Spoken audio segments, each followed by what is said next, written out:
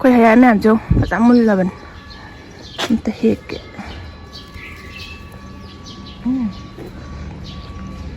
Thơm mẹ ăn.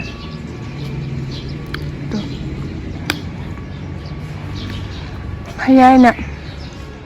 Có xôm sạch cái tụt bia kìa. Xôm một đĩa xí cái tàn này vào hầu đi chứ. Biết cái tàn này vào. Đó xôm sạch cái đi. Để hầu rọc bột na, sumang một tuần để hầu rọc bột na. Bà tăng rồi bỏ. Nhưng mà tôi hayai ngặt tàn này coi. Yum cái cá chân bột hayai hầu đi. Hầu nha nè. Nên mua lẹ.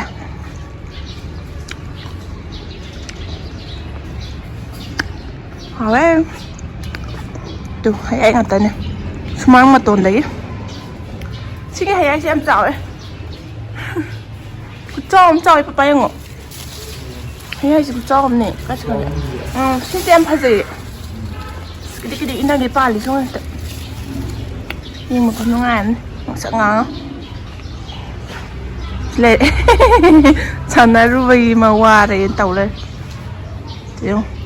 Chúng ta một tuần đấy là dùng cái cá chân bột này và hayai pa lý xong. Mà tôi có sử dụng cái cá chân này dùng lệ nó sẽ hayai ngặt đấy. Xôm xài chỉ đi. Tuh, sẽ pa lý mẹ chứ. Không đi. Hayai yun chứ vấn đề nó khơi đi. Sisi som cái sải chả mà tuần thế, rồi nó xì bốc thế, hayai ngặt tận, hả? Miết là sải vậy được, nuôi đi thum chỉ ní chả đầm nhá, chả đầm, rồi xí đấy cái này dùng cái cá chân đấy mà tuần vào hayai, rồi cái som sải cái body xí cái mà tuần đó, về hậu body đấy lấy đi, rồi nè, cô đã làm sao khăn đi, chắp bột lấy rồi bên nè, sang cái gì? Lagi. Trong ngồi phòng. Ngủ học ra. Tôi xin mẹ lấy rồi nè. Mà nó sẽ bị sao đấy mẹ lấy ra hầu ra bên này juice. Nó là sugar free hay sugar yaw được hay được xin lâu rồi nhỉ. Tôi bị cái Kinder Joy lấy đấy. Cái gì? Sao vậy? Em muốn chỉ bằng cái bia cái của anh em palm biscuit. Tang tang. Ai xin em palm. Ang ngon này để ra đi.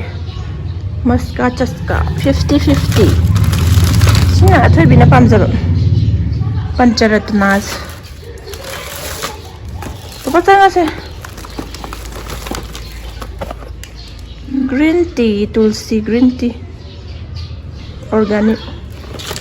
Đó ya. Apa salah je tanga je? Tanga je ngang gầy lên mình thật. Tanga sao?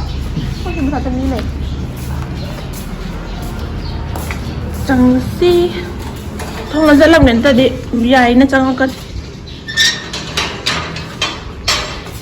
chẳng gì thôi bị ngay mà hay hậu ta đi nhỉ cha bột chết thôi bị cha đi ngay ta lấy tiếp mỗi đi ăn ăn nó chắc cha bột xíu cha đập gan xíu đi nè ở đó nữa cha bột bị cha đập đi hết quá bao nhiêu cha nó thôi lấy hả lại thôi thông vậy chế rau bồng nhái cái chả mà tôi chết mà thật ra đấy kalau xem thật ra đấy khi cái nàng chơi nhẹ mà chơi liệt wow ngon siêu ngon này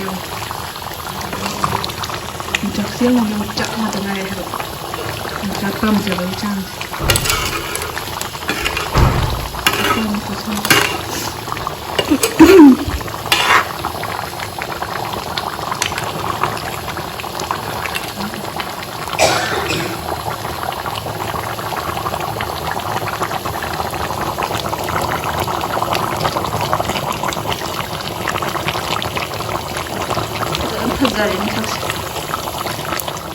Chak thùng bao đấy, thùng đang đi.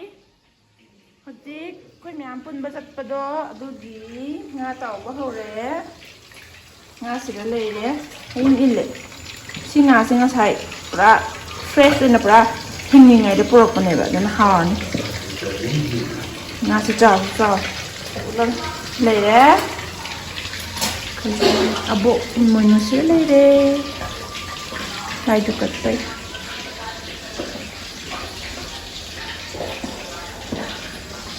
Lấy đi. บัวไมเรนแน่sinju pane akau ini mamin jadi mula te pane wata digom umuro bola gina mairen ga sinju pane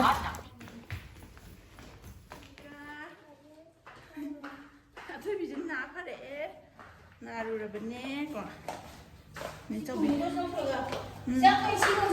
kama ha ma siang juga ai si ji ba mamme si maning da neคนละไอเสียชียุ่มจิมันยังดีเจนเอาอีกมันไม่ชีเลย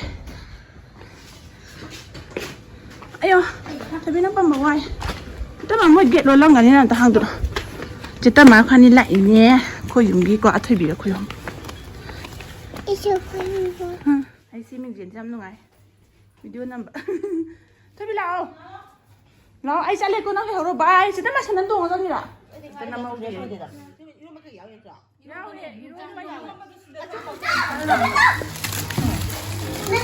Saban. Cái gì video đây?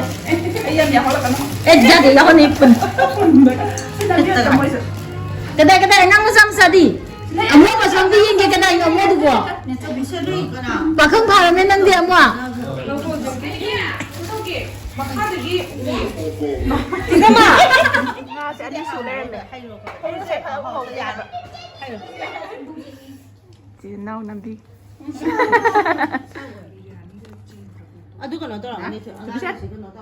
Thôi bên kia. Chicken. Chicken. Thomas. Thomas sit down. Sit down. Thomas sit down. Sit down. Cho. Thôi bị cái sam bột riêng ngó. Ta sẽ lấy đấy. Thôi bị sẽ lấy đấy. Mà mong trả.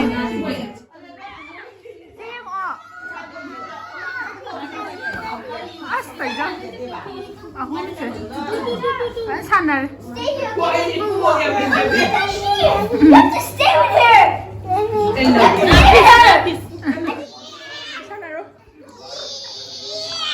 Chị mấy năm mình đi qua mà đi, phải gần phần này xin nào xem. Mấy cái bài rồi nè.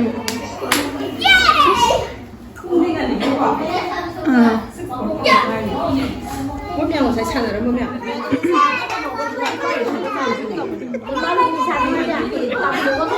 Yang mana tadi? Tadi yang yang mana tadi? Kuiseng.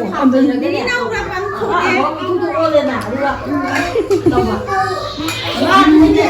Kita. Masih sana itu.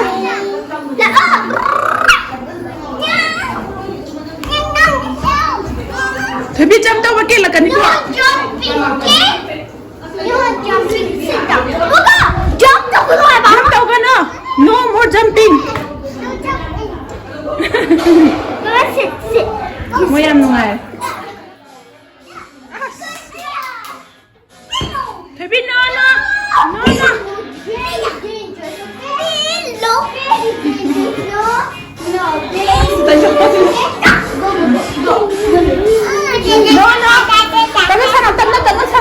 Tama sana. Tama sana kwa tu gani ba. Ko? Thôi biết tao mới sang đâu á, tao không nghe hả bà?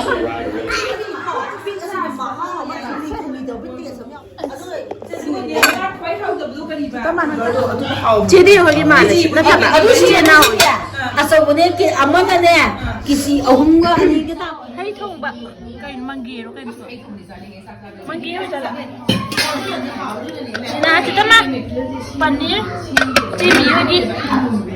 Lagi. Chak, jadi nang ngadi. Ngadi tu penawang tu. Oh sih ya. Jadi lagi ngah. Dengar kau lah. Masuk di hal. Masuk di hal ni. Cina lagi. Ngah kata. Semua gini dah. Ngah.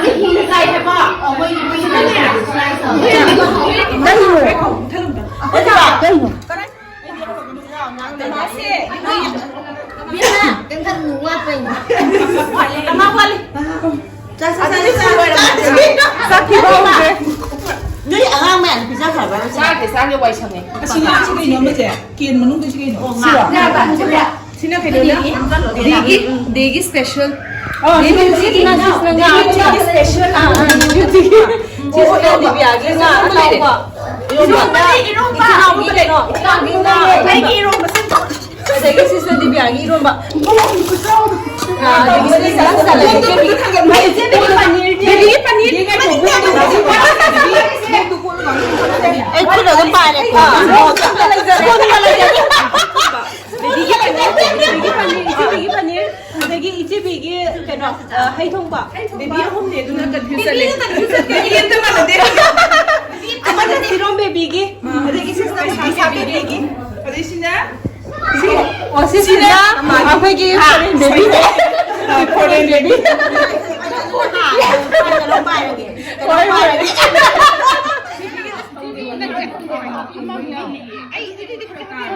Abin macam ini tu lah. Macam ini tu. Oh, nanti tu. Nanti han. Sarasi. Ayo ini ni macam mana kapu lah. Cipi aja tu happy yo. Mana happy ni? Ayo nak tahu dah. Ayo happy di lain tu. Betul. Macam. Sudah ini tu mana happy ni semua. Ayo boleh. Sudah ini sorry tu dia. Mana boleh. Ya ya. Mas ini memang tu. Weh, देखिए block कर दी भाई block कर दी है ये तो याद है चलो इधर आओ मत अब आप क्या आप चला चला की नाम ये नहीं कभी दिया रे ये नहीं कभी बात को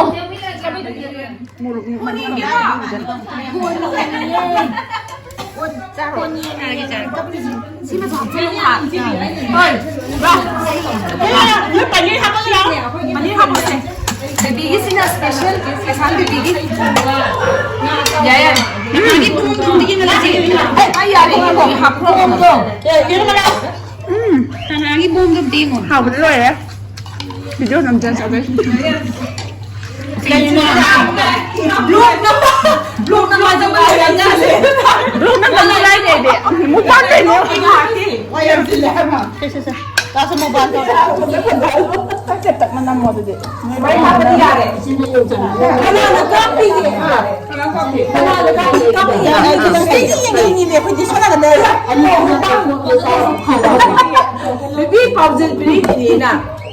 Kaya no, hindi mo lingi na. Diyan tayo para lang. Ako bukay niya. Nangyari. Ari bi ma'am do sige bones na kara bukay lo. Bukhari di sila.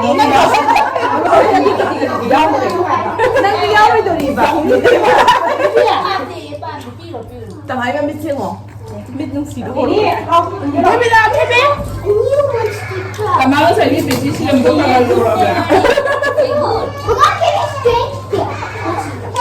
Kunin ka nga may anse. Sabi sa ko. Kami ka. Bumotor mo. Nalaw sa ni. Nalaw sa ni na po mo ba? Nitong. Hanggang pa daw eh. Kita na ba daw ako ni mo mo. Amo ni kaya mo ta mo sa bilis na niya. Kayo ni ba? Ayun din tama mo ba ni sa kanan ni. Hojik yum hale Thubi ju ma'am sanabagi ware. Adu kai nang pai du thubia. Papa. Sila daw. Nantan la ba? Nào video number nang sai ke miao dre. Okay. Ada muthala bai tau karse. Hojik pung magari amdre ai hari di. Wasle. 8:35 tare. Thienge. Thubi chu tumhala da bane pa na spam la bai tau karse. Bai bul di yaw na. Akoy la jamsi. Sa ba pa do yaw dre. Akoy ni pi nga tau bani na. Aduga mado hindi madi house sada bagi ko ai sada beja nanoi na beja ai hai ta mu pare hai ro pare ngasi video se am divya ga thuri ore phare next video de ai mu so so le yaoja ke ma'am ro mu ni sa lu bagi mu ngai ba ko to ngai ba bu mẹ ta thore to kai video se lo sel lage next video da un thengna si Bye bye. Meow meow. Ah, bye bye. Kau tu tanggal lo. Bye bye. Good night. Hai kau tu bi. Good night. Good night. Good.